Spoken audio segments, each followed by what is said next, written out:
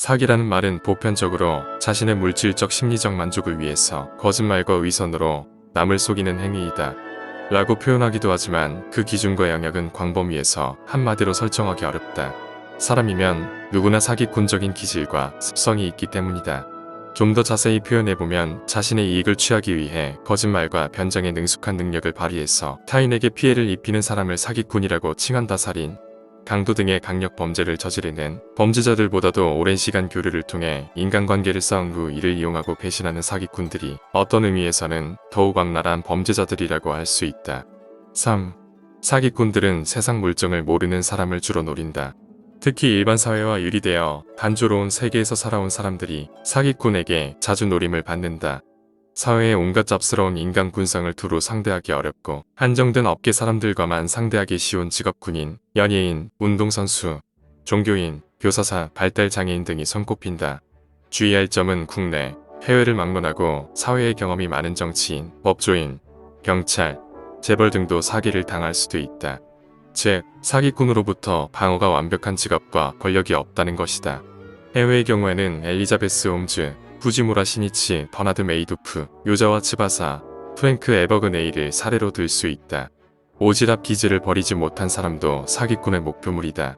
IMF 때 연대 보증을 하고 같이 갚겠다는 지인의 말만 믿었더니 대출한 돈을 자기 혼자 먹튀 한 사기꾼에 의해 피해를 입은 사례가 있다.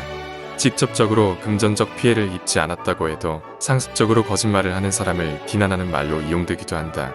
살인, 강도 등의 강력 범죄를 저지르는 범죄자들보다도 오랜 시간 교류를 통해 인간관계를 쌓은 후 이를 이용하고 배신하는 사기꾼들이 어떤 의미에서는 더욱 악랄한 범죄자들이라고 할 수 있다.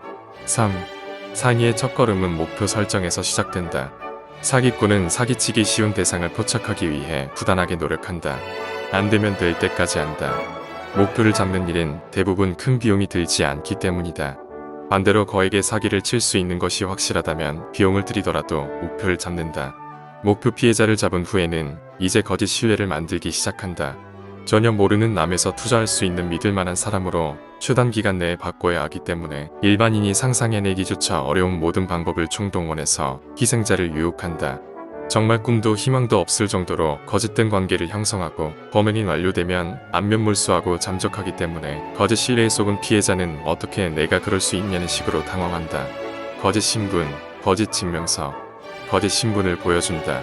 이렇게 부자인데 너에게 사기를 칠 이유가 없다. 겨우 너에게 사기를 쳐봤자 아무것도 얻는 게 없다.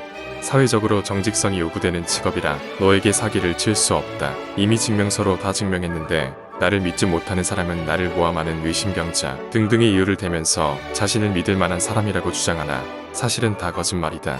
직접적으로 외제차, 사업장, 돈 인증, 해외여행이나 호텔, 비싼 맛집 등에서 호화로운 생활을 한 사진, 전문가적 경력을 보여주지만 전부 연출이다.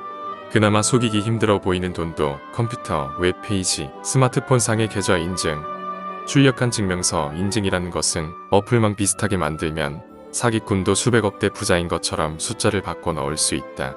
예를 들어 종이 한 장만 인쇄하면 돈을 한 푼도 해외에 송금한 적이 없는 사람이 몇천만 원이나 되는 거액을 정직하게 송금한 것처럼 사기칠 수 있다. 설령 비싼 집에서 호화롭게 살고 있으니 투자자들에게 사기칠 이유가 없다 부당하지만 그 집은 사진 찍기 위해 잠시 빌린 집이므로 절대 가구를 어지럽히지 않고 조심스럽게 사진만 찍은 후 다시 돌려준다. 거짓 호의.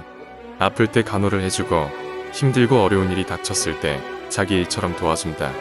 그러면서도 보상을 바라지 않는다. 마음을 사면 더 큰 걸 얻을 수 있기 때문이다. 거짓된 즐거운 대화. 피해자가 재미없는 이야기를 해도 아양을 떨면서 대단하다고 추켜세운다. 불평, 불만을 밑도 끝도 없이 드러놓아도 피해자를 휘어잡을 도구로 사용하기 위해 거짓 위로를 한다. 위선. 환심을 사기 위한 도구로 이타적인 사람인 양 포장하기 위해 자원봉사나 기부 같은 것을 할 수도 있다. 이런 거짓 신뢰를 철저히 만들어 놓으면 피해자는 아는 사람이라고 생각해 더 이상 의심하지 않는다. 피해자가 적절하게 사기꾼을 믿기 시작했다면 이제 쌓아놓은 거짓 신뢰를 바탕으로 피해자에게 귀에 솔깃한 제안을 한다. 제안의 대부분은 그럴듯하게 구체적으로 설명한 뒤 상당한 이득을 보장한다는 믿음을 심어준다. 판을 키우기 위해 어느 정도의 기간 동안은 그 약속을 지켜준다. 그 뒤에는 목적을 달성하기 위해 불안 심리를 자극하고 판단의 폭이 좁아지도록 낚시질을 할 때도 있다. 돈 벌 수 있는 기회가 점점 줄어든다느니, 시간이 없다느니, 어렵지만 하는 수 없이 투자를 받아준다느니, 다른 투자자들이 몰려들고 있어 기회를 빼앗긴다든지 하는 식으로 허풍을 치기도 한다. 투자 외에도 동정심이나 친분, 애정 등을 이용해 자신이나 친척의 어려움을 호소하여 도움이 필요하다는 이유로 급히 돈을 요구하기도 한다. 최종적으로 사기꾼에게 디데이가 다가오면 피해자와의 모든 연락 채널을 끊어버리고 도망간다. 사기꾼의 사업체는 예약이나 했다는 듯이 자동적으로 부도가 난다. 이 경우 바지 사장을 내세워 모든 책임을 떠넘기기도 한다. 이제는 사기꾼이 자기 재산의 명의를 다른 사람에게 돌리고 도주로를 만들고 만약에 대비한 증거물 제작을 끝마친 상태로 피해자는 손을 쓰기가 힘들어진다. 사기꾼이 아무런 후속책 없이 그냥 배째라고 위풍당당하게 나오는 수도 있는데 이 경우엔 이미 자금의 은닉에 성공하여 징역 따위 얼마든지 살아도 문제가 없고 실제로 돈이 없으니 피해 금액도 해소할 수 없기 때문이다. 사기꾼이 하는 소리는 숨소리 빼고 다 거짓말이라는 말이 있다. 이 농담처럼 들리겠지만 사실이다. 범죄의 재구성에서도 작중 형사가 사기 전과 일범이면 최소 10명 이상 속여먹은 것이라는 대사를 말한 바가 있다.